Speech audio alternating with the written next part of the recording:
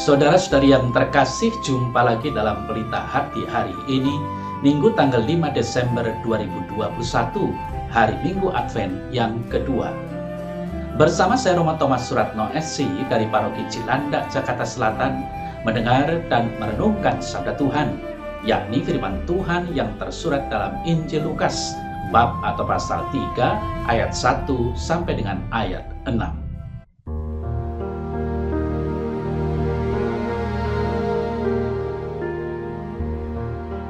Dalam tahun ke-15 dari pemerintahan Kaisar Tiberius, ketika Pontius Pilatus menjadi wali negeri Yudea dan Herodes raja wilayah Galilea, Filipus saudaranya raja wilayah Ituria dan Trakonitis, dan Lisanias raja wilayah Abilene, pada waktu Hanas dan Kayafas menjadi imam besar, datanglah firman Allah kepada Yohanes, anak Zakaria di padang gurun. Maka datanglah Yohanes ke seluruh daerah Yordan dan menyerukan, "Bertobatlah dan berilah dirimu dibaptis, dan Allah akan mengampuni dosamu.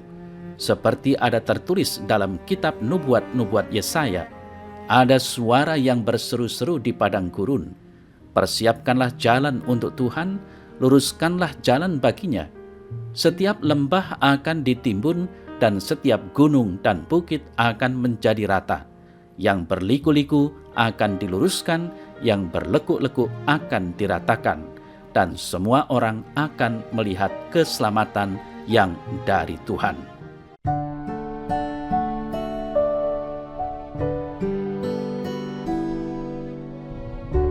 Saudara-saudari yang terkasih, pada zaman dulu belum ada kalender seperti kita punya sekarang.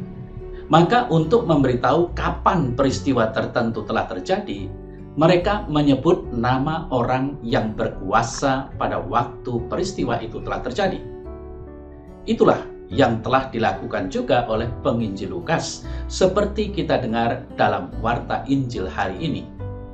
Penginjil Lukas menyebut, dalam tahun ke-15 pemerintahan Kaisar Tiberius, ketika Pontius Pilatus menjadi gubernur Yudea, dan Herodes raja wilayah Galilea, Filipus saudaranya raja wilayah Ituria dan Trakonitis, dan Lisanias raja wilayah Abilene, pada waktu Hanas dan Kayafas menjadi imam besar, datanglah firman Allah kepada Yohanes. Saudara-saudari yang terkasih, penginjil Lukas telah menyebut nama ketujuh orang terbesar di dunia untuk memberitahu kapan telah terjadi kedatangan Allah di dunia ini dalam diri Yesus dari Nazaret. Dengan pemberitaan kronologis yang sangat teliti ini, penginjil Lukas memberitahu bahwa keterlibatan Allah dalam sejarah manusia melalui diri Yesus dari Nazaret merupakan peristiwa yang konkret yang telah terjadi pada waktu dan tempat yang pasti. Selain itu, saudara-saudari yang terkasih, penginjil Lukas, seorang teolog dan sastrawan yang unggul, mau menyampaikan satu pesan lagi dengan mengejar angka 7. Perlu diketahui bahwa dalam kitab suci, angka 7 berarti kepenuhan, totalitas. Maka penginjil Lukas mengejar angka 7 dengan menyebut nama dua orang imam besar, Hanas dan Kayafas. Tidak pernah ada dua imam besar yang menjabat serentak. Pada zaman Yesus, imam besar adalah Kayafas. Lukas menggunakan teknik sastra ini untuk menyampaikan pesan bahwa keterlibatan Allah dalam sejarah manusia dalam diri Yesus dari Nazaret merupakan suatu peristiwa yang mempunyai makna bukan hanya untuk bangsa Israel, tetapi juga untuk semua bangsa lain di dunia, yaitu untuk seluruh umat manusia. Saudara saya yang terkasih, ketujuh orang yang disebut itu adalah orang terbesar di bumi yang memegang kekuasaan atas dunia. Ketujuh orang besar itu seharusnya merupakan jalur protokoler yang wajar yang dilalui oleh Allah supaya kedatangan putranya sukses. Menurut logika manusia, Allah seharusnya berkomunikasi pertama-tama dengan imam-imam besar, Hanas dan Kayafas, sebab mereka diyakini sebagai wakil Allah di dunia. Kemudian Allah seharusnya berkomunikasi dengan Kaisar Tiberius di Roma, Caput Mundi, kepala dunia. Akan tetapi, saudara saya yang terkasih, ada kejutan. Sebab penginjil Lukas menulis, pada waktu ketujuh orang terbesar itu di bumi berkuasa, datanglah firman Allah bukan kepada mereka, melainkan kepada Yohanes, anak Zakarias di padang gurun.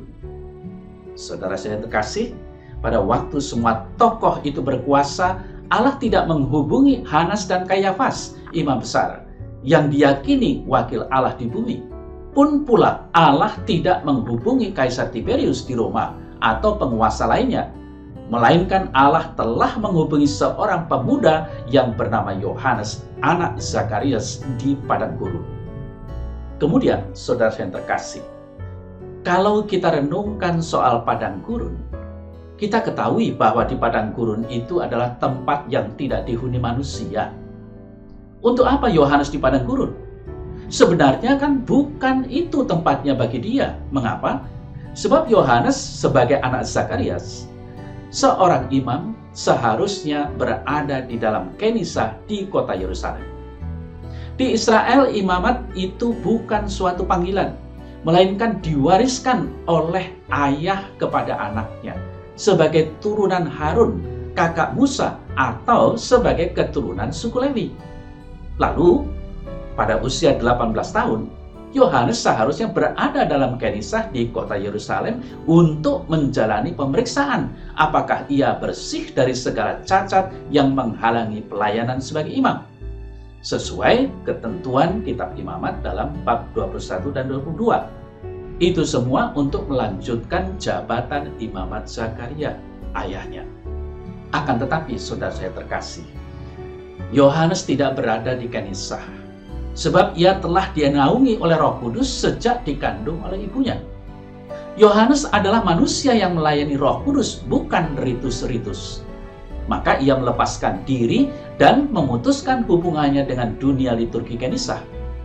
Ia memutuskan hubungannya dengan kenisah dan pergi ke padang gurun, jauh dari Yerusalem dan kenisahnya, pusat komando institusi agama Yahudi yang tinggal di padang gurun, yaitu dari kuasa agama dan jauh dari kuasa dunia.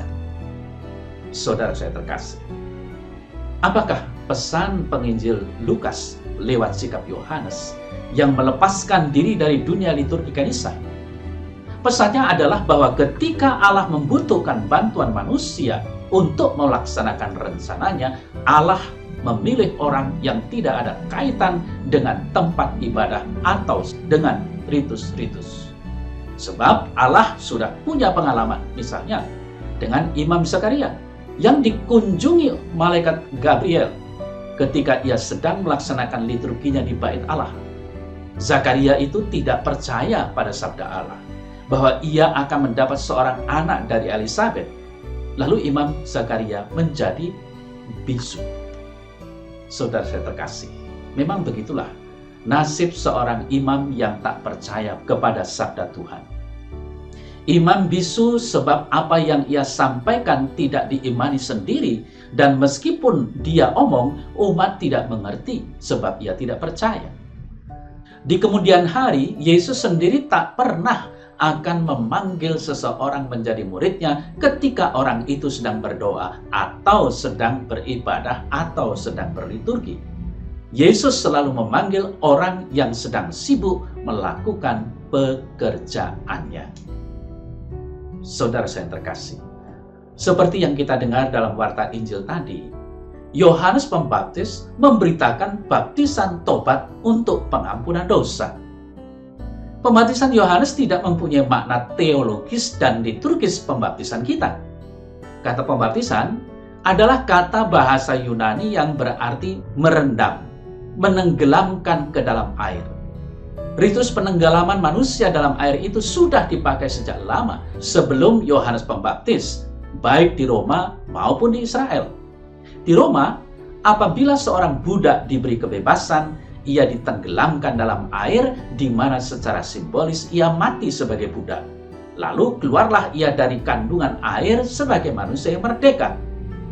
Di Israel, apabila ada orang kafir, yaitu orang yang bukan dari bangsa Israel, yang ingin menjadi penganut agama Yahudi, ia ditenggelamkan ke dalam air, di mana secara simbolis matilah dia sebagai orang kafir. Dan keluarlah ia sebagai manusia baru, yaitu sebagai anak Abraham. Saudara-saudari yang terkasih, orang yang mau dibaptis oleh Yohanes adalah orang yang terdorong oleh niat untuk mengubah arah hidupnya. Akan tetapi, niat dan tekadnya mengubah cara hidupnya tidak nampak, tidak dapat dilihat orang. Maka niat untuk mengubah arah hidupnya diperagakan dalam ritus permandian. Ia ditenggelamkan ke dalam air, di mana ia mati sebagai orang yang egois. Lalu ia keluar sebagai manusia baru yang peduli akan kepentingan dan kebahagiaan sesama. Saudara-saudari yang terkasih, perlu dicatat bahwa dosanya diampuni bukan karena ritus, bukan karena ia ditenggelamkan ke dalam air, melainkan karena ia mengubah cara hidupnya. Artinya, ia tidak terarah lagi pada diri sendiri, melainkan terarah pada kebutuhan dan penderitaan sesama. Itulah apa yang membuat manusia menjadi bebas dari dosa. Di sini jelas bahwa Yohanes Pembaptis, anak Imam Zakaria, tidak mengikuti ayahnya melayani kultus di Bait Allah di Yerusalem. Ia tinggalkan institusi agama Yahudi dan memilih menjadi suara di padang gurun yang berseru. Persiapkanlah jalan untuk Tuhan, luruskanlah jalan baginya. Setiap lembah akan ditimbun, dan setiap gunung dan bukit akan menjadi rata. Yang berliku-liku akan diluruskan, yang berlekuk-lekuk akan diratakan. Apakah yang dimaksudkan dengan lembah, dengan gunung, dengan bukit, dan seterusnya? Dijelaskan oleh Nabi Yesaya sendiri. Yang artinya, dengan menyadari segala kelemahannya, manusia yang sombong perlu dan harus merendahkan diri.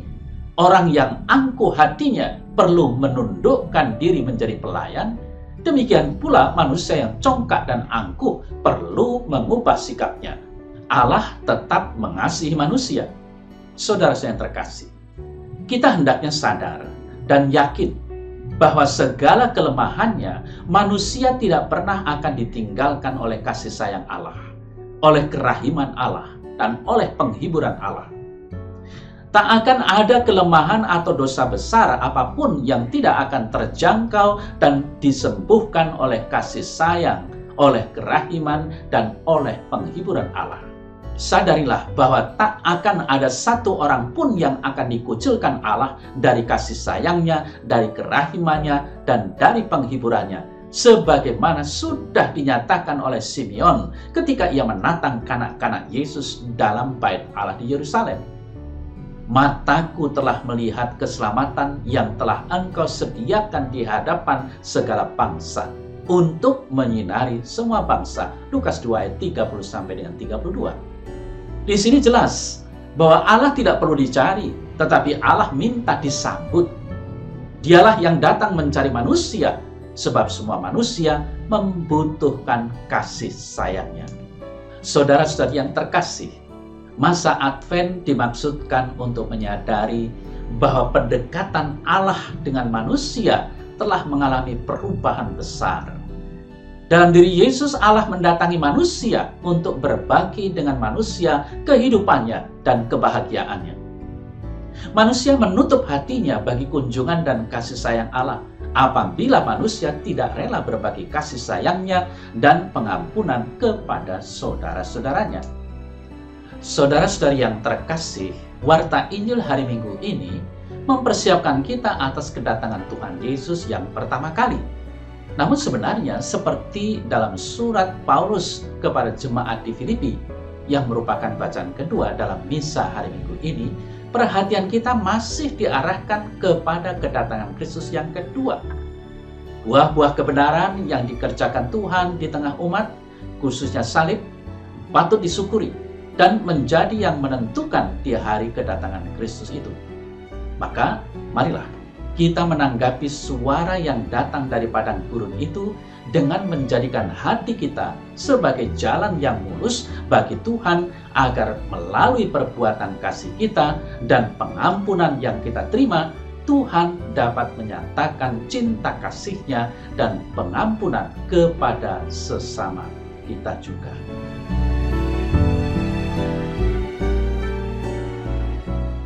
Dalam nama Bapa dan Putra dan Roh Kudus.